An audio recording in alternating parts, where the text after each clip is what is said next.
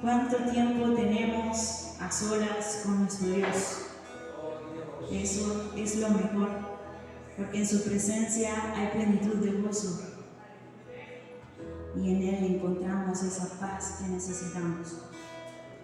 Por eso vamos a decirle: Dios, bienvenido a este lugar, y en nuestro corazón brilla su voluntad. Dios, te queremos conocer con tu fuego abrasador.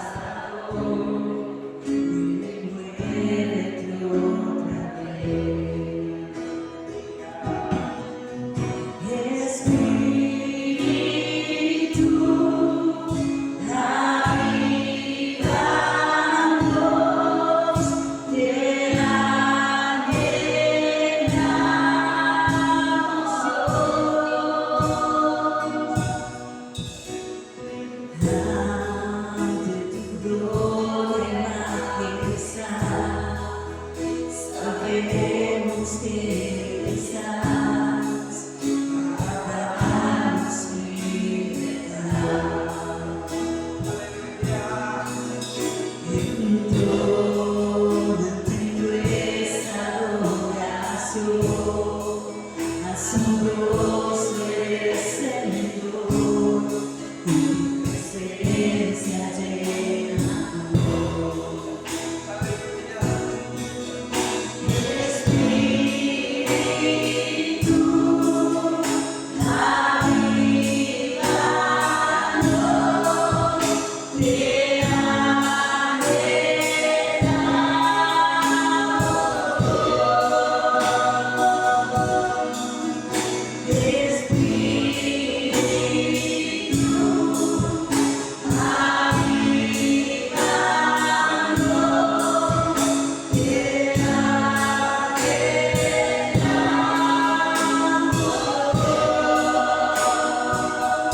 Que se abra el cielo.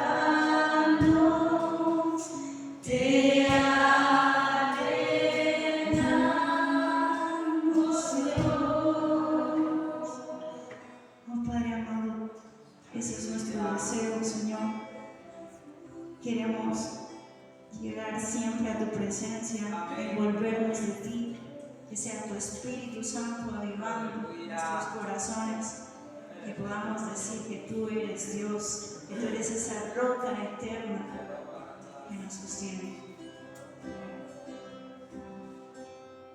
Desde el fondo del mar, desde el fondo del mar, del más alto lugar, del más alto lugar, del más hondo abismo, del más hondo abismo, te alabaré. Desde mi corazón, fuerte obedecer, cada instante de mi vida.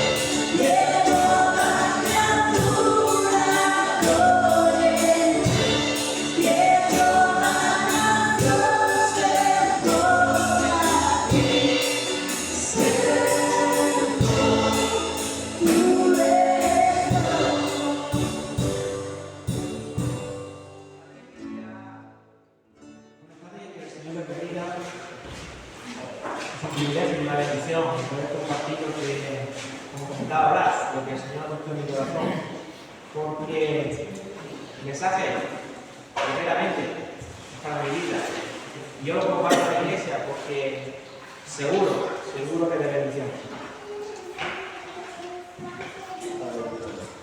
¿Cuántos se acuerdan de que hemos cantado la primera canción de alabanza que hemos cantado?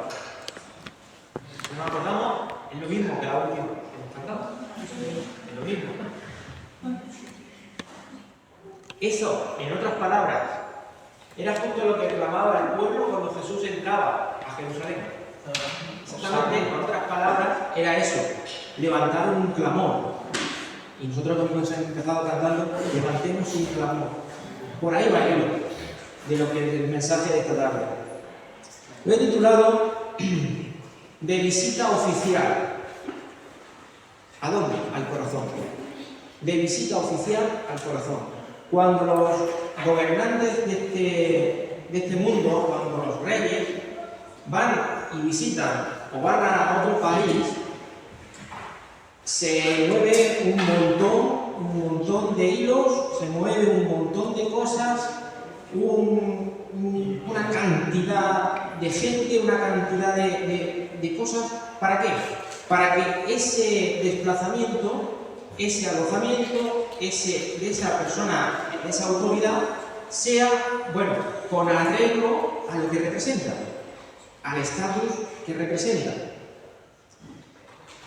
No va de cualquier manera, no lo ponen a dormir o lo dejan a dormir en cualquier sitio, en cualquier hostal o en cualquier pensión, sino que utilizan los mejores hoteles, utilizan los mejores palacios, utilizan las mejores habitaciones, las más costosas, las más lujosas y con todo lo que eso conlleva. Hoy, la Iglesia Católica celebra esa entrada, ¿no?, de Jesús en Jerusalén. Nosotros hemos cantado, ¿no?, esas palabras que el pueblo clamaba a ese rey que entraba a la ciudad de Jerusalén. Pero ¿sabéis una cosa? A Jesús no le dieron la mejor habitación. A Jesús no lo recibieron como ese rey que ellos clamaban y no le dieron ese alojamiento y ese recibimiento que iba con arreglo y acorde a su estatus, a ese rey que ellos clamaban. No lo hicieron así. Y a modo de introducción, quería dejar estas palabras. Mirad, ¿Blas se está grabando? ¿Se está grabando? Para un momento. Te que hacer levantarte, lo siento, después me das una torta. Pero nada, no te voy a levantar el teléfono, es un minuto. Es un minuto para seguir. Ayer en la reunión del pastor, las ya puedo dar. Vamos a leer en el Evangelio de Mateo, capítulo 21. Y es ese pasaje que todos conocemos, que todo el mundo hemos leído un montón de veces, que todos conocemos y que se celebra, que es esa entrada que pone como título en muchas versiones la entrada triunfal de Jesús en Jerusalén. Y dice, vamos a leer a partir del 6, capítulo 21 de Mateo, verso 6 en adelante. Y los discípulos fueron e hicieron como Jesús les mandó, y trajeron el asna y el pollino, y pusieron sobre ellos sus mantos, y él se sentó encima. Y la multitud, que era muy numerosa, tendía sus mantos en el camino. Y otros cortaban ramas de los árboles y las tendían en el camino. Y la gente que iba delante y la que iba detrás aclamaba diciendo: Hosana, el hijo de David, bendito el que viene en el nombre del Señor, Hosana en las alturas. Y cuando entró él en Jerusalén, toda la ciudad se conmovió, diciendo: ¿Quién es este? Y la gente decía: Este es Jesús el profeta de Nazaret de Galilea. Y entró Jesús en el templo de Dios y echó fuera a todos los que vendían y compraban en el templo, y volcó las mesas de los cambistas y las sillas de los que vendían palomas. Y les dijo: escrito está, mi casa, casa de oración será llamada, mas vosotros la habéis hecho cueva de ladrones. Padre, te doy toda la gloria, la honra y la alabanza, Señor. Tienes que darle, Señor, tu palabra fluye en lo más profundo de nuestros corazones. Nos haga recapacitar, nos haga entender y comprender. Y abra nuestros oídos del corazón, Dios mío, para que sea recibida y la primamos por obra. Señor, quiero en esta tarde ensalzar y glorificar tu nombre, ante todo y sobre todo. Gracias te doy en el nombre de Jesús. Amén y amén. Bien. La entrada aquí lo pone el título, la entrada triunfal en Jerusalén, y de inmediato pensamos que fue algo muy pomposo, muy maravilloso, y de hecho la gente quiso hacerlo así. Pero aquí ahora lo que nos vamos a centrar no es en qué calidad entró en Jerusalén, si entró como ese rey que ellos pretendían o entendían que debía de ser, ese rey que nos iba a librar de los romanos, o de ese rey mesiánico, ese profeta de Dios que venía para traer el mensaje divino. No nos vamos a centrar en eso, sino vamos a ver la actitud de la gente y cómo me identifico yo con esa gente. Vamos a ver por qué hacían eso y cuál era el motivo y por qué unos decían una cosa y otros decían otra. Mirad, el hecho y la acción de echar las ramas, como conocemos, como hemos visto en películas, como vemos en las palmas, las ramas de olivo, los mantos que veían, con los que eran más, no era cualquier manto. Ellos llevaban el manto que les servía de abrigo, pero al mismo tiempo era un manto de oración. Ellos se cubrían, cuando llegaba su momento de oración, se cubrían con ese manto, y ese manto lo arrojaban para que pasara el rey. Eso era una tradición judía que venía de los macabeos, cuando hicieron la liberación del templo en la época de Antíoco Epífanes. De ahí viene esa tradición. Cuando entonces liberaron Jerusalén, liberaron el templo, lo purificaron, etcétera, etcétera, y entonces entraron en triunfar, entonces el pueblo hizo eso. De ahí venía esa tradición. La entrada de Jerusalén de Jesús no fue una entrada, como digo, muy festiva, por mucho que pareciese. No. La entrada de Jesús en Jerusalén fue una entrada en la que Jesús iba preocupado. Era una entrada en la que Jesús estaba ya conmovido, estaba compungido. Jesús ya sentía la angustia, pero no sentía la angustia por el sacrificio que tenía que hacer. No sentía esa angustia por cumplir la voluntad del Padre. Él venía a obedecer y él puso su vida voluntariamente porque tenía que cumplirse. ¿Para qué? Para poder ser salvo tú y yo y toda la humanidad. Pero él no estaba angustiado por eso. Él sabía lo que tenía que hacer y él voluntariamente lo aceptaba. Él lo que estaba era por la condición espiritual del pueblo. Esa era la preocupación. Leemos en otros pasajes en el cual decía: ¡ay, Jerusalén, Jerusalén! El otro día lo comentaba, el viernes lo comentaba el pastor en su predicación, cuando decía: ¡ay, Jerusalén, Jerusalén! ¿Cuántas veces intenté cobijarte? Pero que el pueblo, una y otra vez, desobedecía y se alejaba de Dios. Es curioso que aquel día en el que Jesús entró en Jerusalén, hizo esa entrada de júbilo, esa entrada coincidió con algo que venía desde la época de Egipto, cuando el pueblo salió. Y Dios les ordena que tenían que cumplir con la Pascua. Cuando celebraron la Pascua y después salieron, de allí viene eso. Coincide que cuando Jesús entra en Jerusalén, coincide el día exacto, en el momento exacto en el que entraba la gente con los corderos para el sacrificio de la Pascua. Coincidió. Él era el Cordero de Dios. Él es el Cordero de Dios. El que iba a ser sacrificado por ti y por mí. Coincidió. No fue algo fortuito. No hay casualidades. Todo se cumple al milímetro conforme a la regla.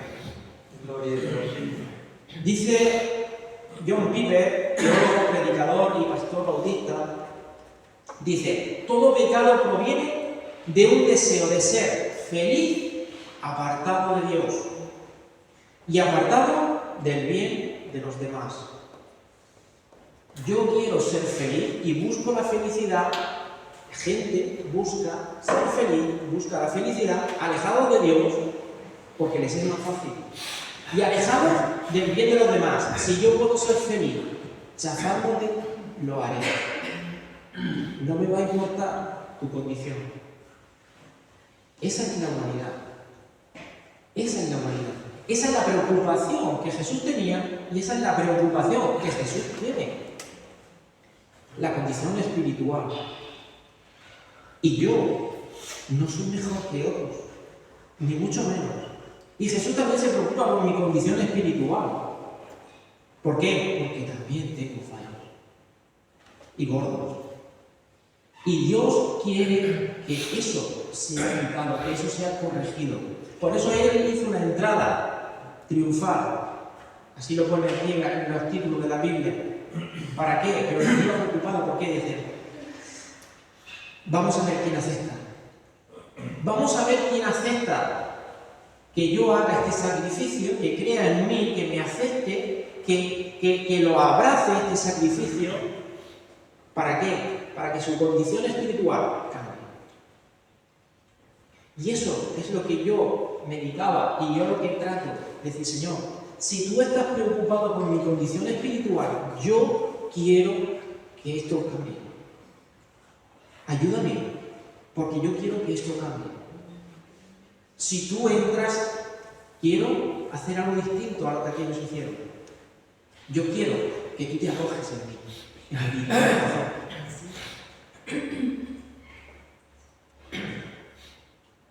Cuando leemos este pasaje,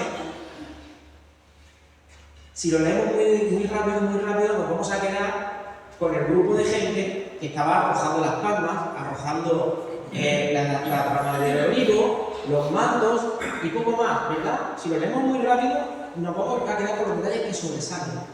Pero vamos a buscar los detalles que hay más profundos. Y los detalles que hay más profundos de este mensaje es el siguiente. Dos grupos de personas. Dos grupos de personas. Uno que dice la gente que iba clamando por él. Jesús estaba en Betania, en la casa de su amigo Lázaro, de su amiga Marta y de su amiga María. Y tenían que entrar en Jerusalén. Y Jesús, cuando envía a sus discípulos para traer aquel asno y tal, pues hubo gente que ya le seguía desde Betania para entrar en Jerusalén. Betania estaba muy cerquita, está a un par de kilómetros de Jerusalén. Le acompañan. Y son esos los que van lanzando esas proclamas. Son esos los que van echando las ramas de olivo, las palmas, los mantos. Son esos los que levantan ese clamor. Pero un detalle, van levantando un clamor. ¿Y Jesús cómo está? Encima del asno, callado. Un detalle, Jesús está callado. ¿Quién era esa gente? Esa gente eran los que en Juan capítulo 12, verso 18, dice que por lo cual también había venido la gente a recibirle porque habían oído que él había hecho esta señal. ¿Qué señal? Cuando resucitó a Lázaro. Y la gente se quedó allí y acompañó a Jesús por lo que habían oído y otros por lo que habían visto. Pero levantaban el clamor, gritaban, ensalzaban a Jesús y Jesús seguía callado. Mirad, Jesús en Juan, si leemos el Evangelio y lo analizamos, hay 6 veces que él levanta un clamor a gran voz, pero nos vamos a quedar con 3. Uno en Juan capítulo 7, verso 28, en el cual él mismo declara que es el Mesías de Dios y eleva la voz para que el pueblo lo oiga.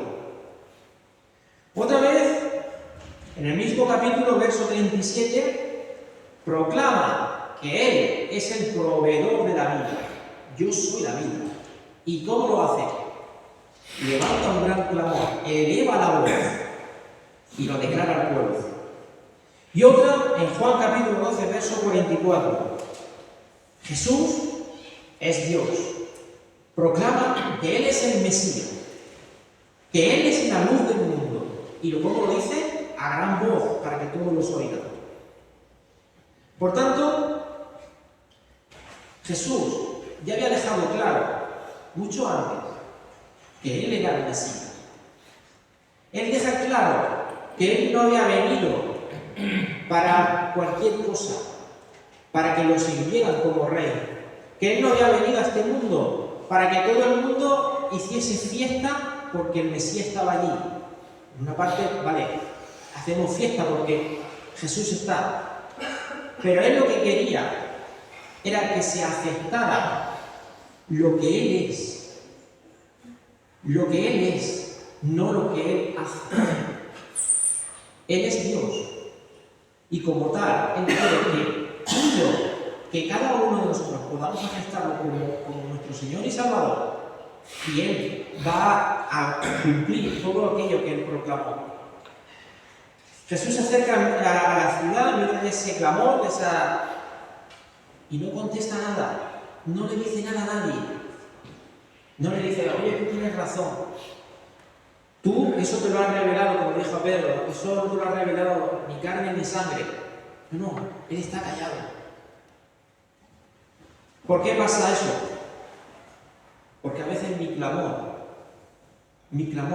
no es conforme a la voluntad de Dios.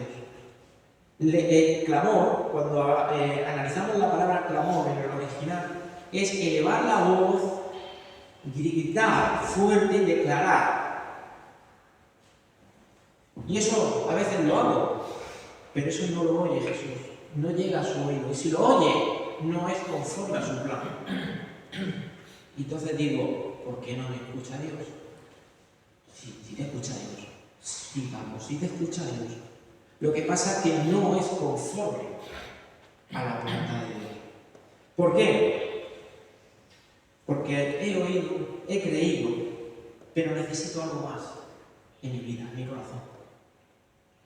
No basta con oír solamente, no basta con creer solamente, hace falta algo más.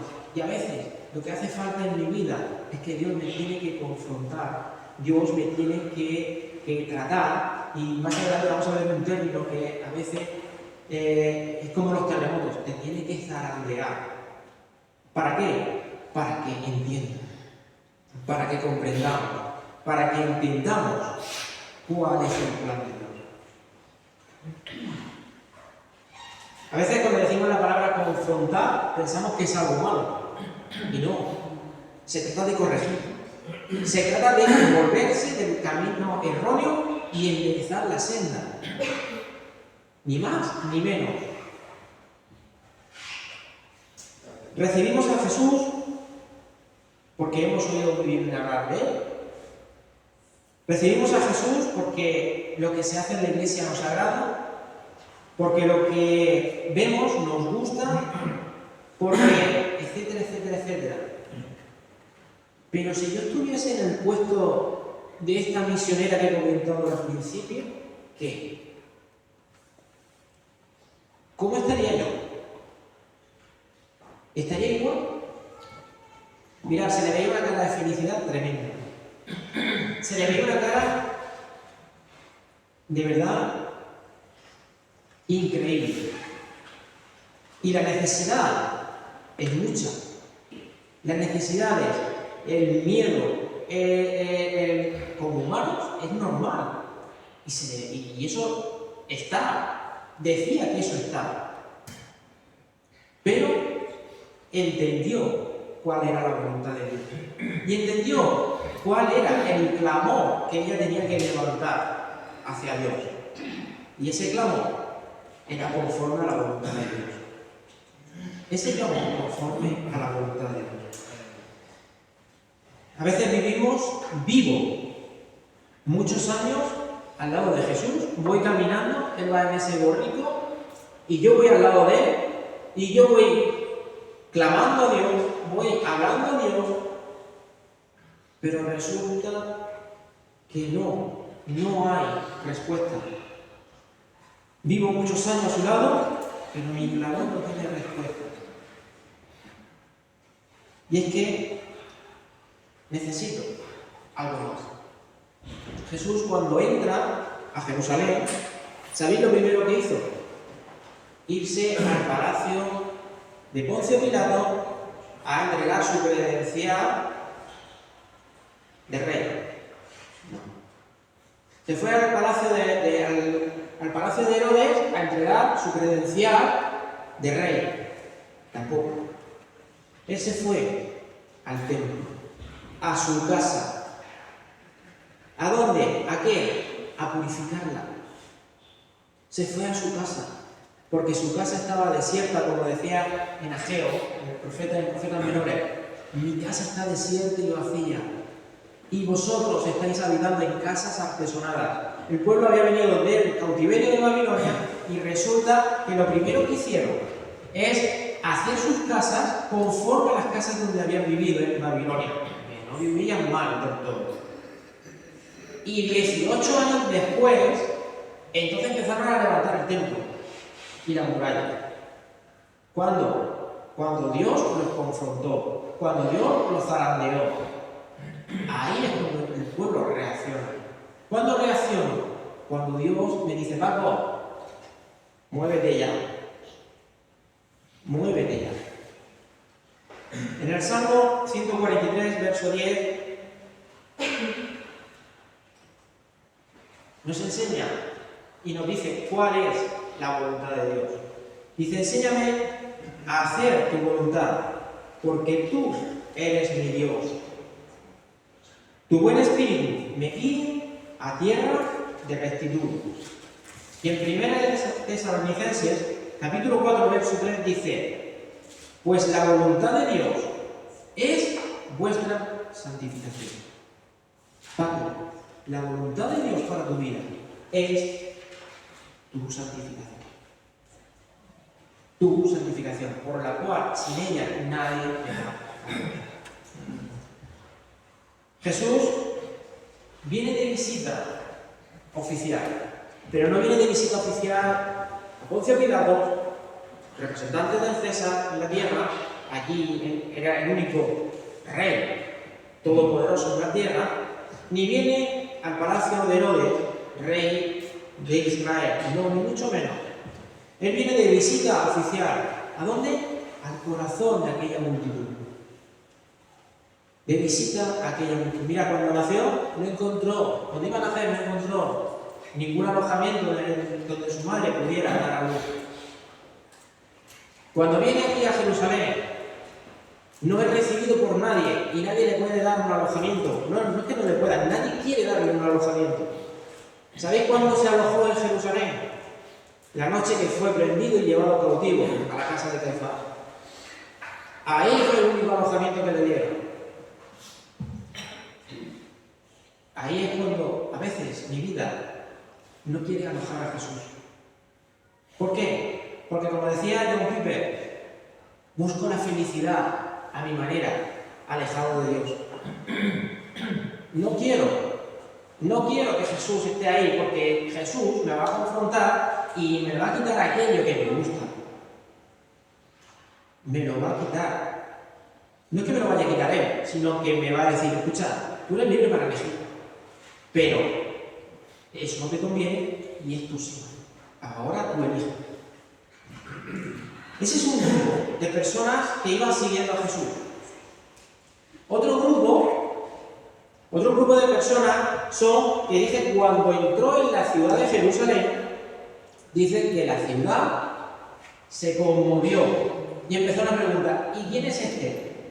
Fijaos, Jesús que había ido un montón de veces al templo a predicar. En aquella época ni había móviles, ni había redes sociales, ni nada, pero todos se conocían. Y Jesús había ido a Jerusalén y había estado predicando a aquella gente. Y aquella gente, ¿sabéis en una de las ocasiones lo que hizo? Levantarse de donde estaban escuchando a Jesús, coger piedra y decir, o te vas o te echamos. Elige. Esas son las palabras que yo he añadido, ¿verdad? Pero le amenazaron para que se fuera o lo apedreaban. Ese grupo de personas que se conmovió, gente de la ciudad de Jerusalén, son aquellos que cuando vieron entrar a Jesús, dice que fueron conmovidos, fueron confrontados y Jesús no abrió la boca. Me pasó igual que cuando estaba en el huerto de los Olivos orando y aquella noche llegó aquella multitud a llevárselo cautivo y cuando Jesús dijo yo soy, cayeron todos al suelo. Aquí les pasó lo mismo, sin abrir la boca, fueron confrontados, fueron conmovidos. La palabra que utilizan en el original de conmovido significa sacudir fuerte como un seísmo, como un terremoto. No conmovido de pena, de decir, ay Señor, de agradecimiento, gracias Señor porque estás aquí, porque me has conmovido las entrañas, el corazón. No. El término que utiliza aquí en el griego, en el original, significa sacudir fuerte de un lado a otro, como un terremoto. Sus vidas, sus corazones en el interior, cuando vieron entrar a Jesús, les sacudió. Y es que la presencia de Dios hace conmover. La presencia de Dios no queda indiferente en el hombre. Amén. No queda indiferente. Nosotros podemos creer o no creer. La gente creerá o no creerá. ¿Aceptaremos o no aceptaremos? Pero la presencia de Dios conmueve y confronta. Aleluya. Ese primer impacto fue al ver a Jesús. Y como digo, los removió por dentro. Y preguntaba, ¿quién es este? Demasiado sabían ellos quién era. ¿Quién es este? Y justo los que venían detrás, que ya habían salido de Betania, esa misma gente, porque utiliza el mismo término para gente, son los que contestan, oye, este es Jesús, el Mesías, el Nazareno, el profeta de Nazaret.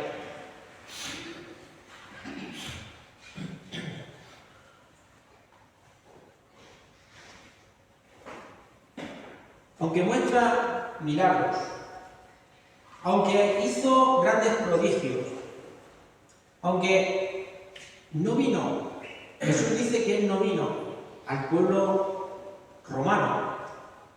Jesús no vino a aquella gente, a aquellos gentiles que había en Israel en aquella época, no. Aunque sí que les hizo milagros, hubo sanidades, hubo prodigios, se glorificó. Por ejemplo, el ejemplo lo tenemos en el centurión, en la mujer cananea, etcétera, etcétera. A la propia mujer cananea le dice, mira, escucha, yo he venido a la casa de Israel.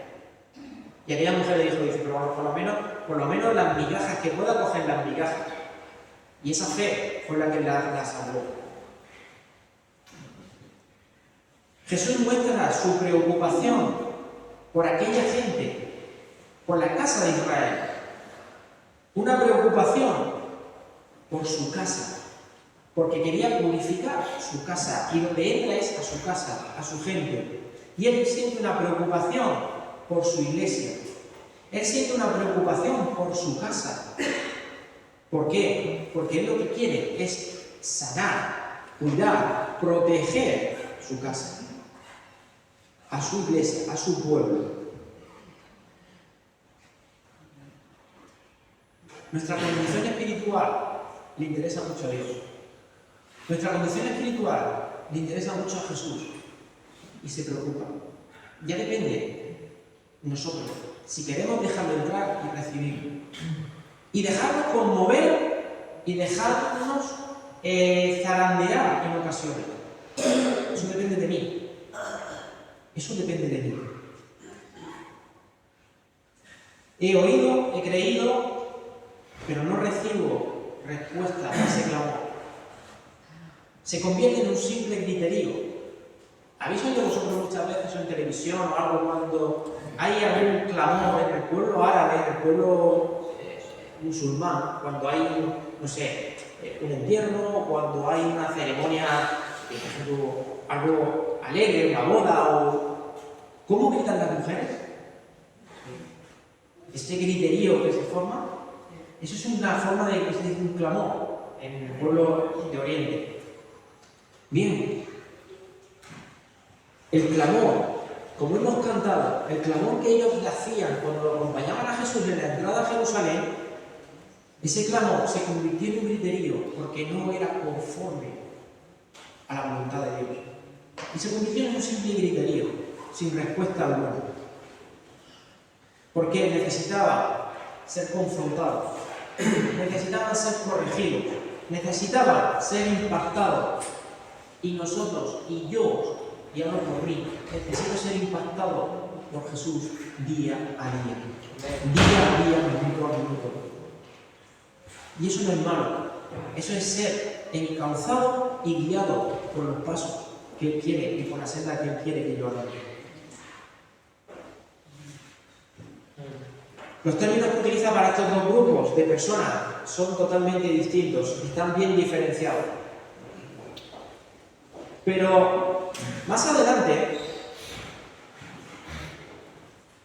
hemos visto a los que clamaban, hemos visto el grupo de los conmovidos, pero escucha, hay un tercer grupo. Hay un tercer grupo.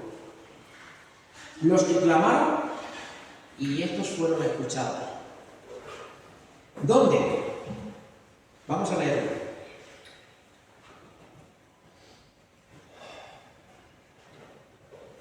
En el verso 15, capítulo 21, verso 15.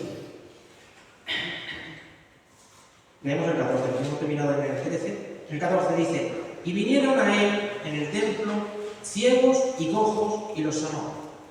Pero los principales sacerdotes y los escribas, viendo las maravillas que hacía, y a los muchachos aclamando en el templo y diciendo: Hosana al hijo de David, se indignaron. Y le dijeron: ¿oyes lo que estos dicen? Y Jesús les dijo: sí. ¿Nunca leísteis de la boca de los niños y de los que maman perfeccionaste la alabanza? Y dejándolos, salió fuera de la ciudad, a Betania, y posó allí. Tercer grupo. Y estos sí fueron escuchados por Jesús. Él mismo lo declara: ¿oyes lo que dicen estos? Sí. Y me imagino ese sí de Jesús. Yo que soy muy imaginativo en muchas cosas de la Biblia, pero yo me imagino ese gesto hacia los sacerdotes y los escribas. Aquellos que habían sido conmovidos por su presencia, porque ellos son los primeros que salieron al encuentro de Jesús y fueron conmovidos, ahora resulta que Jesús les contesta: sí. Y el sí ese pesó, Creedme que yo creo firmemente que el sí ese les pesó. ¿Por qué? Porque es que ahora sí había escuchado el clamor de ese grupo.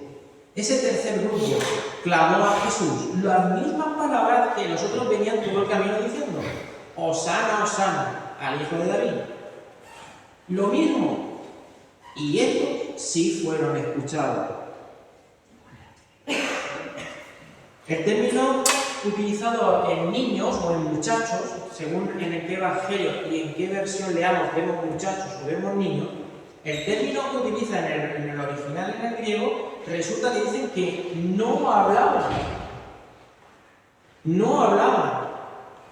Y en ellos se desató esa manifestación gloriosa, ese milagro de levantar un clamor hacia Jesús, ensalzándolo, glorificándolo, y lo hicieron de corazón. Fue algo genuino, porque la misma palabra, más adelante lo vemos, dice: escucha, el que no se haga como un niño, el que no se haga como un niño. Y dice que el término, cuando se analiza esa palabra de niño, de muchacho, no hablaban, eran pequeños, muy pequeñitos. Estos fueron ese grupo que habían visto la sanidad de los cojos, habían visto la sanidad de los ciegos, habían visto cómo la condición espiritual, llevándolo al campo espiritual, la condición espiritual de estos habían cambiado. Y en ellos se produjo ese milagro de clamar, porque no había, los que deberían de haber clamado y haber ensalzado y glorificado a Jesús, no lo hicieron, y fueron los niños. Y Jesús les dice: escucha, si estos tienen que callar, las piedras pararán. Es decir, que Dios sí o sí será glorificado. ¿Amén? Sí o sí, Dios será glorificado. Pero si lo haces tú, bien. Si no, otro lo va a hacer. Tú te lo traerás. Y eso iba para mí. Eso iba para mí. Pablo, como te calles, otro lo hará. Otro lo hará. Dice que llevaron una alabanza audible y poderosa. ¿Por qué? Porque apreciaron la importancia y la trascendencia plena de la persona y de la figura de Jesús. Y fue manifestado y fue glorificado. Y entendieron, se les abrió el entendimiento, y fue algo maravilloso y milagroso. Porque desde la humildad, desde la sencillez, desde la ignorancia en el corazón de estos niños, su entendimiento fue abierto. ¿Por qué vieron así? ¿Por qué vieron así a Jesús? Y sin embargo los mayores, aquellos escribas, fariseos, sacerdotes, aquella gente tan estudiada y tan bien preparada no lo vieron? Porque en sus corazones, en sus cuerpecitos, en el templo del Espíritu Santo, no estaban las mesas de los campistas. En sus cuerpos, en ese templo del Espíritu Santo, no estaban haciendo negocios personales a costa del Evangelio, ni a costa de Dios. Y no utilizaban el nombre de Dios en vano. Porque en esos cuerpecitos, en el templo del Espíritu Santo, había pureza y había santidad y humildad delante de Dios. Y ahí no tuvo que entrar Jesús volcando mesas. En mi corazón sí. En mi corazón sí. Tiene que entrar y dar una patada y decir: Pablo, esto fuera. Esto fuera. Y esto también. Y esto también. Por eso, en ellos hubo esa reacción y en los mayores no. Todo esto chocó con el orgullo de los sacerdotes, con los gobernantes, con aquellos escribas, sacerdotes, fariseos, y es algo que no pudieron soportar. Y dice que ese alboroto, ese griterío, se convirtió en una alabanza perfecta. Y el término que utiliza es ese, de perfección, de pureza. En la versión de la Pesita, que viene de una traducción del arameo, dice que es el término preparar, disponer, organizar, arreglar, apañar. Es decir, podemos utilizar el sinónimo que queramos. Es decir, que fue algo perfeccionado, y la perfección produjo fortaleza. Produce fortaleza. La alabanza perfeccionada trae fortaleza espiritual. Y no estoy diciendo por cantar, porque si por cantar fuera, yo estaría muy débil, porque desafino más, bueno, le suelta todas las cuerdas a la guitarra y suena mejor que yo cantando. Suena mejor que yo. Pero la alabanza perfeccionada produce fortaleza y es poderosa. Por eso aquellos sí fueron escuchados. porque ese clamor y esa alabanza fue perfecta y fue poderosa. Y Jesús dijo, claro que lo he oído, ahora sí las he oído, ahora sí. Un grupo, y con esto concluyo, con corazones humildes, con corazones inocentes, que recibieron la visita oficial del rey y le dijo, escucha, aquí sí tienes alojamiento, aquí sí te quedas, aquí sí te quedas, porque tú eres rey. Y como rey necesitas el mejor lugar, una casa por el trono.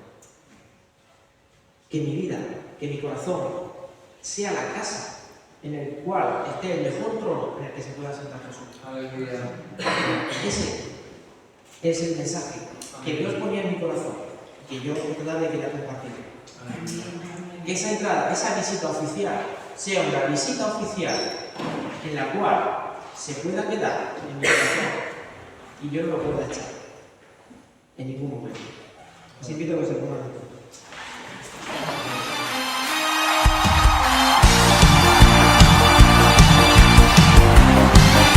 A su nombre, Él es el Rey de toda la tierra. Vamos, dilo conmigo. No hay otro como Él. Vamos a decirlo con fuerza. Dilo conmigo. El Señor es mi Rey, mi todo. El Señor es mi luz.